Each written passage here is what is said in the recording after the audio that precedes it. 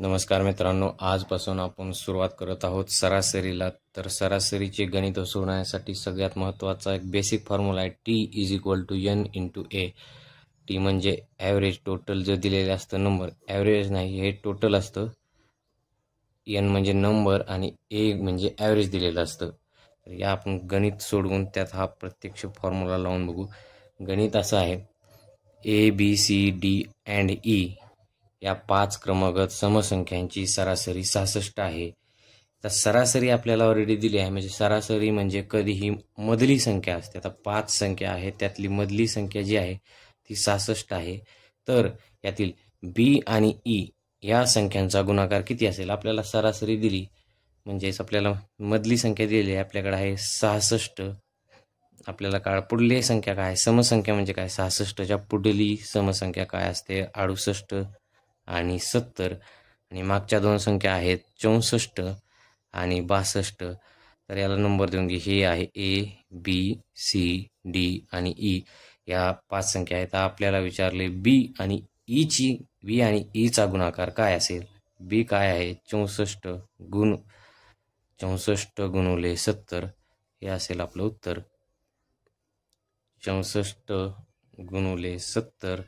या शून्याला काय करायची गरज नाही. 7 चौक 28, 28ला 8, 8 आले 2, 6 7 42, 42 आणि 2 44. हे शून्य जशाल तसं उत्तरात घ्यायचं.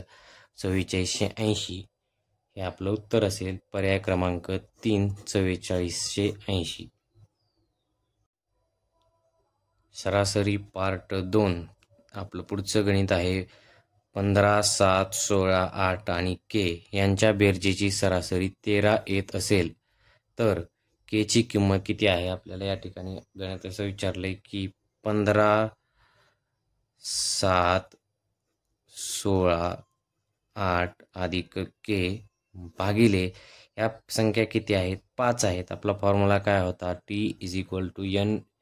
T=n गुणुले a.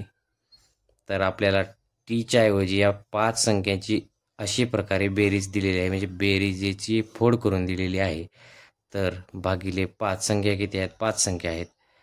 तर भागिले 5 = 13. यांची सरासरी येते, बेरीजची सरासरी येते 13. तर पहिल्यांदा यांची आपण बेरीज करून घेऊ. 15 आणि 7 22, 22 आणि 8 30, 30 आणि 16 46. तर यांची बेरीज येते 46. तर आपलं झालं काय? 46 अधिक के भागिले 5 = 13. आता आपण शाब्दिक गणितामध्ये बघितलं होतं, 5 भागाकारातलं =च्या पुढं गेलं की इकडं जाऊन करतं गुणाकार. 13 गुणिले 5 = 13 पंचे 65. आता आपल्याकडे राहतं काय? 46 अधिक के = 65. इकडचं 46 बेरजेत आहे, ते पुन्हा =च्या इकडं गेलं की हे मायनस करतं. के कॉन्स्टंट राहतं. के असो एक्स असो या ठिकाणी कॉन्स्टंटच राहत असतं.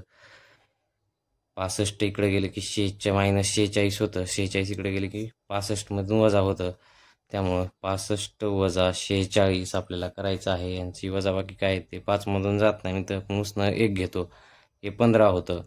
15 मधून 6 गेले, 9 राहिलं. हातचा 1 खाली घ्यायचा, इथं होतं 5.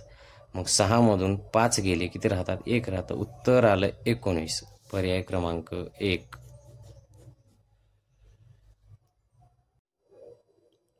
सरासरी पार्ट 3. एक दिवसीय 20 सामन्यामध्ये सचिनने 1425 धावा काढल्या, परंतु एका सामन्यात तो 0वर बाद झाला.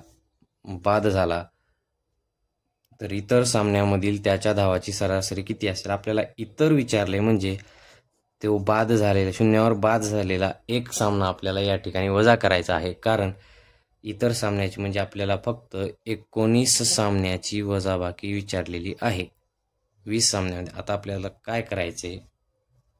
साधं सोपं गणित आहे. आपला फॉर्म्युला काय होता? T=n गुणुले a हा आपला फॉर्म्युला होता. तर आपल्याला फक्त आता संख्या या फॉर्म्युल्यामध्ये ठेवायच्या.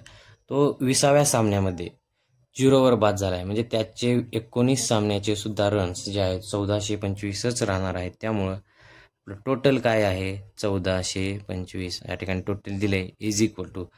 नंबर ऑफ मॅचेस, एन म्हणजे नंबर ऑफ मॅचेस असेल, व्यक्ती असेल एन, यांच्या ठिकाणी आपल्याला घ्यायचं 19, इतर विचारल्यामुळे 19 गुणुले आता आपल्याला याचं ॲव्हरेज काढायचं आहे. तर इथंच ठेवू. हे 19 इकडं गेलं, गुणाकारातलं 19 आहे, इकडं गेलं की हे भागाकारात जातं, भागिले 19 होतं.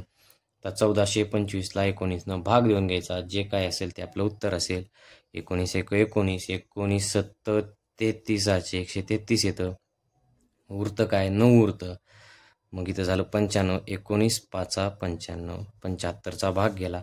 ॲव्हरेज जे असेल आपलं A = 95, हे आपलं उत्तर असेल. पर्याय क्रमांक आपलं उत्तर 75 आले. आपलं उत्तर आलं A = 75, 75. पर्याय क्रमांक 3 हे आपलं फायनल आन्सर असेल. शेवटच्या 19 अंकांची सरासरी 42 आहे. तर पहिला अंक कोणता? आता गणित नीट समजून घ्यायचं आपल्याला. या ठिकाणी फक्त आता समजा हे 20 अंक आहेत. 20 अंक, तर आपल्याला काय विचारलं? हे पहिला अंक विचारला, त्यामुळे आपल्याला एक तर उरलेलं काय काढायचंय? तर 19 अंकाची सरासरी दिलेली आहे आपल्याकडं, तर आपल्याला काढायचा आहे हा पहिला अंक काय असेल, हे विचारले. आपल्याला गणित करताना 2 स्टेपमध्ये करावं लागेल. पहिल्यांदा 20 अंकाची सरासरी काढून घेऊ आपण. T = N × A. टी विचारलं, एन काय दिलं आपल्याला? 20 अंक दिलेत, गुणुले ॲव्हरेज दिले त्यांचं 40 दिलेलं आहे. तर 20 × 40 याचं टीचं उत्तर येतं 800. आता पुढं काय विचारलं आपल्याला? बाकी 19 अंकांची सरासरी 42 आहे असं सांगितलंय. T = N × A.